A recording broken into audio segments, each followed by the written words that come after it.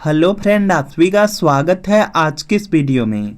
आज की इस वीडियो में बिहार स्टेट एग्जाम के लिए प्रीवियस ईयर क्वेश्चन पेपर करने वाले हैं। आज आपका 6 नवंबर है और 6 नवंबर को बिहार में देखेंगे आप लोग फर्स्ट चरण का चुनाव है। तो चुनाव की वजह से यहाँ पर देखेंगे कोई भी एग्ज़ाम नहीं है। तो यहाँ पे जो बिहार स्टेट एग्ज़ाम है उसमें जो 2019 में, 2020 में, 2023 में, 2024 में प्रश्न पूछे गए हैं उन्हीं प्रश्नों को हम यहाँ पर करने वाले हैं। क्लास बहुत ज़्यादा इंपॉर्टेंट है, तो शुरू से लेकर अंत तक जरूर देख लीजिएगा। शिक्षण कला का प्रश्न करने वाले हैं। तो सबसे पहला प्रश्न है जो कि आपका यहाँ पर देख सकते हैं, 9 जून 2024 को फर्स्ट शिफ्ट में पूछा गया है स्टेट एग्जाम में। शिक्षण अधिगम प्रक्रिया में निम्नलिखित में से कौन आश्रित चर है? तो यहाँ पे इसका राइट आंसर हो जाएगा छात्र। जो छात्र होते हैं वह आश्रित चर रहते हैं, तो यहाँ पे ए वाला आपका राइट आंसर हो जाएगा। इसके बाद नेक्स्ट प्रश्न आपका यहाँ पे दिया गया है, निम्नलिखित में से कौन सा सीखने का नियम है? यह भी प्रश्न आप लोग देखेंगे यहाँ पे 2024 में पूछा गया बिहार स्टेट एग्जाम में। तो यहाँ पे इसका राइट आंसर हो जाएगा अभ्यास का नियम। सीखने का नियम आपका अभ्यास का नियम है, तो यहाँ पे सी वाला बिल्कुल राइट आंसर है। अगला प्रश्न आपके सामने स्क्रीन पर है, यहाँ पर मनोवैज्ञानिक आधार के लिए जानकारी स्रोत हैं। तो यहाँ पे इसका राइट आंसर हो जाएगा, यहाँ से देखेंगे यह भी आपका यहाँ पे 2024 में पूछा गया प्रश्न है, सीखने की प्रक्रिया, शिक्षण विधि, छात्रों की विशेषताओं हो जाएगा। तो सबके सब होंगे, तो ये सभी वाला होगा, तो डी वाला आपका राइट आंसर है। अगला प्रश्न आपके सामने है यहाँ पे कि सीखना एक स्वाभाविक क्रिया है। तो यहाँ पे इसका राइट आंसर हो जाएगा, देखिए जो सीखना होता है, जितने भी यहाँ पे जीवित जीव हैं सभी की क्या है, स्वाभाविक क्रिया है, वह सीखते रहते हैं। तो यहाँ पे क्या है, डी वाला बिल्कुल राइट आंसर हो जाएगा। इसके बाद नेक्स्ट प्रश्न आपका यहाँ पे दिया गया है, शिक्षा देने का अर्थ है। तो यहाँ पे इसका जो राइट आंसर है यह हो जाएगा निर्देश देना। शिक्षा देने का अर्थ क्या हो जाएगा, निर्देश देना से हो जाएगा। तो यहाँ पे ए वाला आपका राइट आंसर होगा। यह भी प्रश्न देखेंगे 2023 में पूछा गया, बिहार स्टेट एग्जाम में पूछा गया है। इसके बाद नेक्स्ट प्रश्न आपका है यहाँ पे, और यह प्रश्न देखेंगे 2023 में 2 बार पूछा गया है। यहाँ पर आप लोग देख सकते हैं 13 और यहाँ पे 14 सितंबर को पूछा गया है। इनमें से कौन शिक्षण अधिगम में कोई भूमिका अदा नहीं करता है? तो यहाँ पे इसका राइट आंसर हो जाएगा जो जातिगत अनुभव है। यह देखेंगे शिक्षण अधिगम में कोई भी भूमिका अदा नहीं करता है, तो डी वाला आपका राइट आंसर हो जाएगा। अगला प्रश्न आपके सामने स्क्रीन पर है कि शिक्षण अधिगम प्रक्रिया में शिक्षक महत्वपूर्ण भूमिका निभाता है। तो यहाँ पे इसका राइट आंसर हो जाएगा सहायक के रूप में। ऑप्शन नंबर जो ए वाला है यह बिल्कुल यहाँ पे राइट आंसर होगा। इसके बाद नेक्स्ट प्रश्न आपका यहाँ पे दिया गया है, दृष्टिकोण, मूल्य और रुचियां परिलक्षित होती हैं। तो यहाँ पे इसका राइट आंसर हो जाएगा भावात्मक क्षेत्र में। बी वाला बिल्कुल यहाँ पे राइट आंसर है। इसके बाद नेक्स्ट प्रश्न आपका यहाँ पे दिया गया है, निम्नलिखित में से कौन सा शिक्षण के विभिन्न स्तरों का क्रम है? तो इसमें देखेंगे इसका राइट आंसर होगा स्मृति स्तर, बोध स्तर और चिंतनशील स्तर आ जाएगा। तो यहाँ पे क्या होगा, ए वाला बिल्कुल राइट आंसर हो जाएगा। विभिन्न स्तर का आपसे क्रम पूछा गया था, तो जो क्रम होगा इसमें सबसे पहले स्मृति स्तर, फिर बोध स्तर, फिर चिंतनशील स्तर है। तो आपका ए वाला बिल्कुल राइट आंसर है। अगला प्रश्न आपके सामने है कि दल शिक्षण मिलकर काम है। तो यहाँ पे इसका जो राइट आंसर है यह हो जाएगा, जब 2 या 2 से अधिक शिक्षक मिलते हैं तो यहाँ पे क्या हो जाएगा, आपका ऑप्शन नंबर ए वाला बिल्कुल राइट आंसर हो जाएगा। इसके बाद नेक्स्ट प्रश्न आपका यहाँ पर है कि सूक्ष्म शिक्षण की अवधि को सरल करने के लिए एक छोटा शिक्षण अनुभव है। तो यहाँ पे इसका राइट आंसर हो जाएगा 5 से 10 मिनट का। ऑप्शन नंबर ए वाला बिल्कुल यहाँ पे क्या है, राइट आंसर है। अगला प्रश्न आपके सामने की टीम शिक्षण की विशेषता है। तो यहाँ पे इसका राइट आंसर हो जाएगा, टीम शिक्षण में देखेंगे, टीम शिक्षण में सारी जिम्मेदारी सभी शिक्षकों पर होती है, बिल्कुल सही है। टीम शिक्षण में शिक्षकों को अपनी गतिविधियां स्वयं तय करने की आवश्यकता होती है, यह भी सही है। विद्यार्थियों, स्कूलों और अन्य चीज़ों की आवश्यकताओं पर भी विचार किया गया है यहाँ पे टीम शिक्षण में, तो यह भी होता है। तो यहाँ पे क्या होगा, डी वाला राइट आंसर होगा, उपरोक्त सभी। इसके बाद अगला प्रश्न आपके सामने स्क्रीन पर है कि शिक्षण और सीखना समग्र शैक्षिक प्रक्रिया में शामिल जुड़वा है। तो यहाँ पे इसका राइट आंसर हो जाएगा यह गतिविधियाँ हैं। ऑप्शन नंबर जो सी वाला है ये बिल्कुल राइट आंसर है। निम्नलिखित में से सत्तात्मक प्रशासन की विशेषता नहीं है। तो यहाँ पे इसका राइट आंसर हो जाएगा शेयरिंग हो जाएगा। ऑप्शन नंबर जो डी वाला है, डी वाला बिल्कुल राइट आंसर है।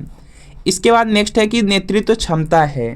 तो यहाँ पे इसका राइट आंसर हो जाएगा प्रभावित करने के लिए, प्रेरणा देने के लिए और जो संगठनात्मक लक्ष्यों को प्राप्त करने के लिए, यह क्या है, नेतृत्व क्षमता है। तो डी वाला राइट आंसर।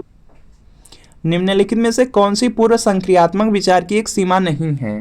तो यहाँ पे इसका जो राइट आंसर है यह देखेंगे हो जाएगा यहाँ से पूर्व संक्रियात्मक विचार की एक सीमा में देखेंगे ध्यान केंद्रित करने की प्रवृत्ति आ जाता है, और यहाँ पर देखेंगे अहमन्यता आ जाता है, अनुत्क्रमणीयता आ जाता है। 3 आ जाते हैं, लेकिन जो प्रतीकात्मक विचार का विकास है नहीं आएगा, तो बी वाला राइट आंसर होगा। इसके बाद नेक्स्ट प्रश्न आपके सामने कि अति संवेदनशील बच्चों को सीखने में मदद करने के लिए निम्नलिखित में से कौन सा तरीका उपयुक्त तरीका नहीं है। तो यहाँ पे इसका राइट आंसर हो जाएगा बेचैन होने पर अक्सर उन्हें फटकार लगाना, तो डी वाला राइट आंसर हो जाएगा।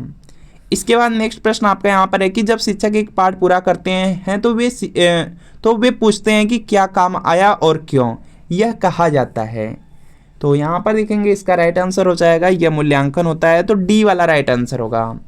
इसके बाद नेक्स्ट प्रश्न आपका है कि एक प्रभावी शिक्षक निम्नलिखित में से क्या सुनिश्चित करता है। तो यहाँ पे इसका राइट आंसर हो जाएगा विद्यार्थियों के बीच सहयोग को सुनिश्चित करता है। तो यहाँ पर जो बी वाला दिया गया, बी वाला बिल्कुल राइट आंसर हो जाएगा। इसके बाद नेक्स्ट की विद्यार्थियों की उपलब्धियों का मूल्यांकन करने की सर्वोत्तम विधि है। तो यहाँ पे इसका राइट आंसर हो जाएगा मासिक परीक्षा। ऑप्शन नंबर जो बी वाला है, बी वाला बिल्कुल राइट आंसर होगा। अगला प्रश्न आपके सामने है खाली स्थान का उपयोग सीखने की प्रक्रिया के अनुश्रवण के लिए किया जाता है। तो यहाँ पे इसका राइट आंसर हो जाएगा रचनात्मक मूल्यांकन, जो बी वाला है, बी वाला राइट आंसर होगा। अगला प्रश्न आपके सामने की योगात्मक मूल्यांकन का मुख्य उद्देश्य है। तो यहाँ पे इसका राइट आंसर हो जाएगा अगली उच्च कक्षा को बढ़ावा देने के लिए, ए वाला आपका राइट आंसर है। अगला है आपका यहाँ पे कि इनमें से कौन सी शब्दावली CCE से संबंधित नहीं है। तो यहाँ पे इसका जो राइट आंसर है यह हो जाएगा CCE से संबंधित में देखेंगे यहाँ पे सतत मूल्यांकन व्यापक होता है, इनमें से कोई नहीं हो जाएगा। तो यहाँ पे क्या होगा, डी वाला बिल्कुल राइट आंसर हो जाएगा। सभी की यहाँ पे क्या है, संबंधित ही हैं। इसके बाद नेक्स्ट प्रश्न आपका है कि इनमें से कौन सी पाठ्यचर्या की प्रकृति है। तो यहाँ पर आप लोग देखेंगे आलोचनात्मक, संकीर्ण, रचनात्मक, यह सभी पाठ्यचर्या की ही प्रकृतियां हैं, तो डी वाला राइट आंसर होगा। इसके बाद नेक्स्ट है कि मनोवैज्ञानिक आधार के लिए जानकारी के क्षेत्र हैं। तो यहाँ पे देखेंगे इसका राइट आंसर हो जाएगा सीखने की प्रक्रिया, छात्रों की विशेषताएं, शिक्षण विधि, ये सभी आ जाएगा, तो डी वाला राइट आंसर है। इसके बाद नेक्स्ट प्रश्न आपका है कि सीखना एक स्वाभाविक क्रिया है। तो यहाँ पर अगर आप लोग देखेंगे तो जो यह सभी जीवित जीव का जो सीखना है यह देखेंगे स्वाभाविक क्रिया है, जितने भी जीवित जीव रहते हैं सभी कराता है, तो डी वाला राइट आंसर होगा। इसके बाद नेक्स्ट है कि यदि कोई छात्र कक्षा में प्रश्नों का उत्तर देने में असमर्थ है तो शिक्षक को क्या करना चाहिए। तो यहाँ पे इसका राइट आंसर हो जाएगा यह समझने का प्रयास करें कि वह प्रश्नों का उत्तर देने में असमर्थ क्यों था, बी वाला आपका बिल्कुल यहाँ पे राइट आंसर हो जाएगा। इसके बाद नेक्स्ट प्रश्न है कि शिक्षण प्रक्रिया के किस तत्व में विषय वस्तु के बारे में सोचना और फिर उसे ऐसे रूप में परिवर्तित करना शामिल है जिस पर वह छात्र सबसे अच्छी प्रतिक्रिया दे सके। तो यहाँ पे इसका राइट आंसर हो जाएगा यहाँ से चिंतनशील मूल्यांकन हो जाएगा, सी वाला राइट आंसर है। अगला प्रश्न आपके सामने की शैक्षिक रेडियो है। तो यहाँ पे इसका राइट आंसर हो जाएगा शैक्षिक जो रेडियो होता है वह देखेंगे गैर प्रिंट मीडिया है, वह प्रिंट नहीं होता, जिससे आपके अखबार होते हैं उस तरह से प्रिंट नहीं होता, तो डी वाला राइट आंसर है। इसके बाद नेक्स्ट है कि ऑडियो विजुअल सामग्री पुनर्बलन प्रदान करते हैं। तो यहाँ पे इसका राइट आंसर हो जाएगा यह शिक्षार्थी को यहाँ पे पुनर्बलन देते हैं, तो यहाँ पे क्या होगा, ई वाला आपका राइट आंसर हो जाएगा। तो फ्रेंड ये जो आपको यहाँ पे 30 यहाँ पे जो आपको प्रीवियस ईयर क्वेश्चन पेपर कराए गए हैं के प्रश्न कराए गए हैं बहुत ज़्यादा इंपॉर्टेंट है, इसको तो अच्छे से याद आप लोग जरूर रखिएगा। बाकी अगर आप लोग प्रीवियस ईयर क्वेश्चन पेपर करना चाहते हैं बिहार स्टेट के पेपर सेकेंड के लिए शिक्षण कला और अन्य दक्षता के लिए, तो यहाँ से आप लोग ले सकते हैं। इसमें शिक्षण कला और अन्य दक्षता के सभी सब्जेक्ट मिलेंगे। 2019, 20, 23, 24 का प्रीवियस ईयर पेपर मिलेगा, पूरे 46 पेपर का हल रहेगा, आंसर की के साथ एक्सप्लेनेशन, सॉल्यूशन, व्याख्या सब कुछ मिलने वाला है। क्योंकि बिहार स्टेट एग्जाम में 150 प्रश्न पूछा जाता है, 100 प्रश्न आपके सब्जेक्ट से, 50 प्रश्न आपका शिक्षण कला और अन्य दक्षता से। जो 50 प्रश्न शिक्षण कला का होता है उसमें देखेंगे 35 से 40 प्रश्न प्रीवियस ईयर पेपर से इस बार रिपीट हो रहा है। तो आराम से प्रीवियस ईयर पेपर लेकर के पढ़ लीजिए। तो वीडियो के नीचे डिस्क्रिप्शन में लिंक है, लिंक को क्लिक करना है, नाम मोबाइल नंबर फिल करना है, सिर्फ आपको 30 रुपये की पेमेंट कर देनी है। जैसे 30 रुपये की पेमेंट करेंगे तुरंत प्रीवियस ईयर पेपर का जो PDF होगा डाउनलोड हो जाएगा। इससे तैयारी कर लेंगे, बिहार स्टेट एग्जाम में बहुत अच्छा स्कोर करके आएंगे। तो इस PDF को आप लोग परचेज जरूर कर लीजिए, लिंक डिस्क्रिप्शन में है।